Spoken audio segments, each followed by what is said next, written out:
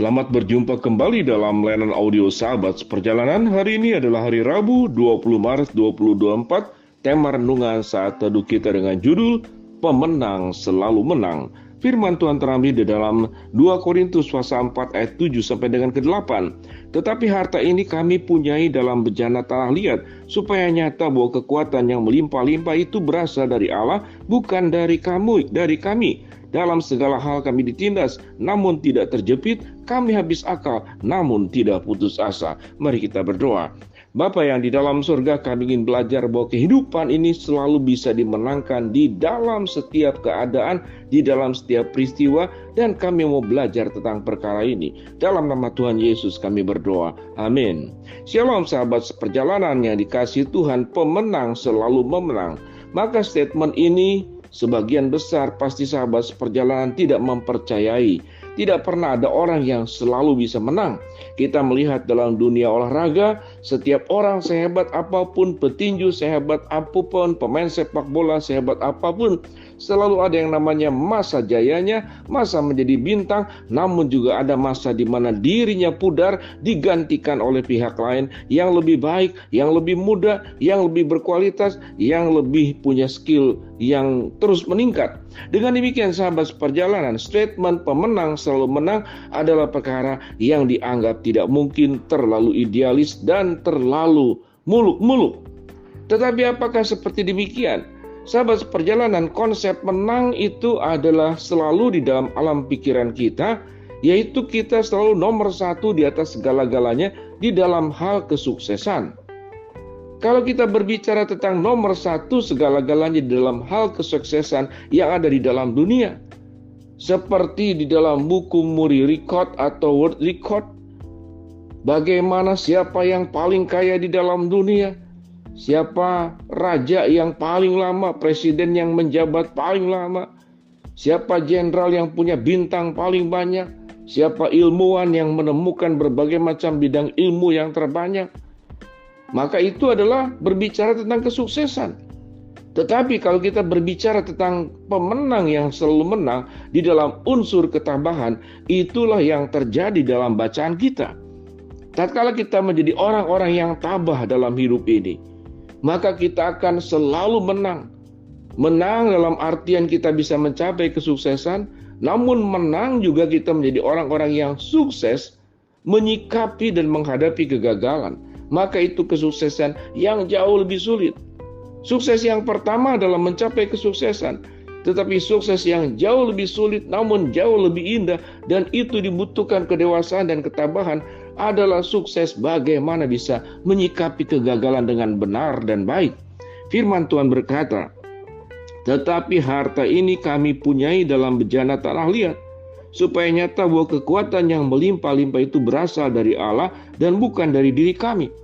Maka poin pertama di dalam menghadapi berbagai macam kesulitan, masalah hidup, problem demi problem, tatkala mengandalkan kekuatan kita, kita pasti akan menghadapi yang namanya kekalahan. Kita pasti tidak akan sanggup senantiasa bisa melewati setiap persoalan yang ada.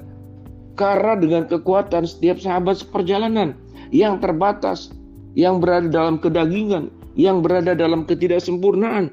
Tetapi sewaktu kita melihat pada penjelasan berikut bahwa kekuatan yang melimpah-limpah itu berasal dari Allah dan bukan dari diri kami, maka pada titik itulah kita akan selalu menjadi orang-orang yang sanggup dan menang. Tatkala kita melewati persoalan yang ada, setelah kita melakukan apa yang kita bisa, kita tidak sanggup, dan Tuhan menopang, Tuhan menolong, Tuhan memberikan jalan keluar, maka kekuatan Allah yang firman Tuhan katakan, bukan satu kali, bukan dua kali, tapi firman Tuhan berkata, kekuatan Allah yang melimpah-limpah pada diri kita. Maka kita pasti akan menghadapi kemenangan. Satu perkara yang perlu dipahami, dan ada banyak anak Tuhan yang bertanya, kalau Tuhan itu bersama dengan kita, Tuhan itu menyertai kita, mengapa Tuhan memberikan kesulitan? Mengapa Tuhan mengizinkan sakit? Mengapa Tuhan mengizinkan kegagalan? Mengapa Tuhan mengizinkan berbagai macam persoalan yang ada? Bagaimana mungkin saya menjadi pemenang? Kalau menjadi pemenang berarti hidup sebaiknya dan seidealnya, itu tanpa persoalan. Dan Tuhan cabut semua persoalan dalam hidup saya.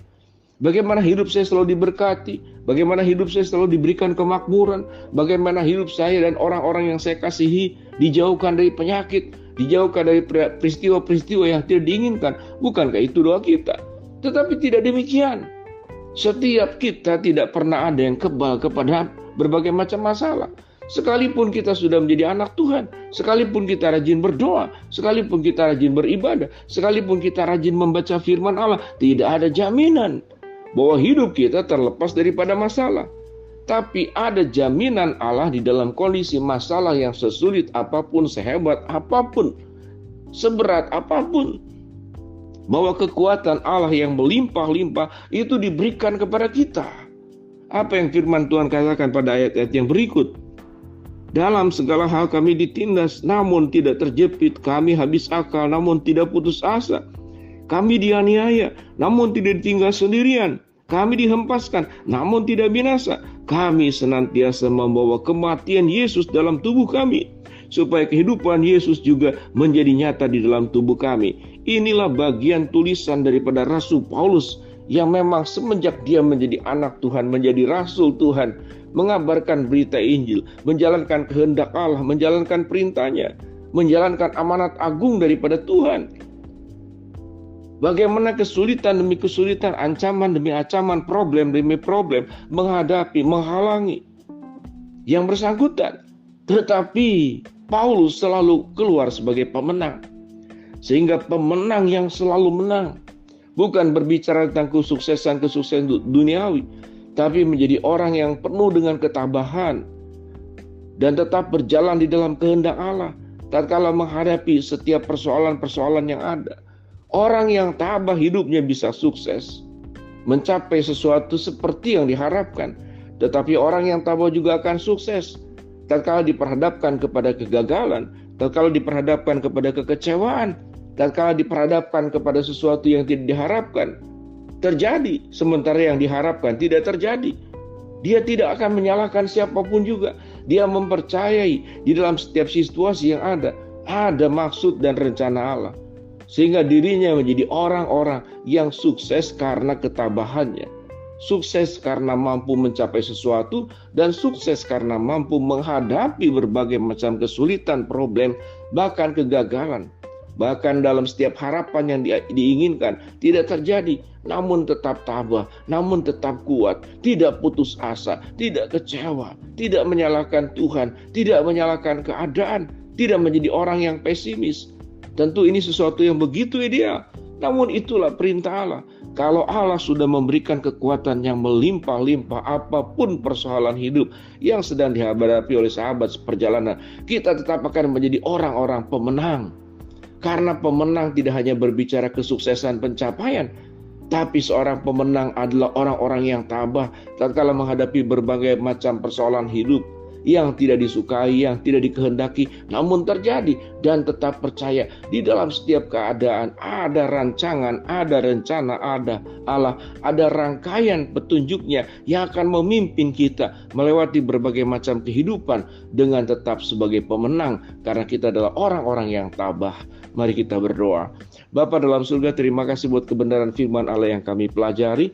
Hamba-Mu berdoa buat sahabat seperjalanan yang sedang sakit, Tuhan jamah dan sembuhkan. Sahabat seperjalanan yang sedang menghadapi masalah, Tuhan berikan kekuatan untuk bisa mampu menanggungnya. Sahabat seperjalanan yang sedang berdoa mengharapkan sesuatu, Tuhan kabulkan dengan cara dan waktunya Tuhan. Di dalam nama Tuhan Yesus kami berdoa. Amin.